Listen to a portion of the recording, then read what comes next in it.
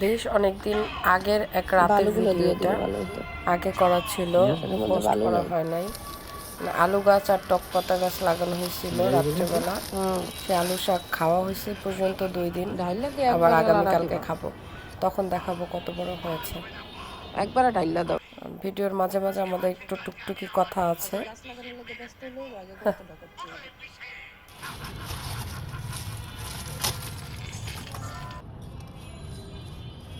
রোজানার কাছে রোজানার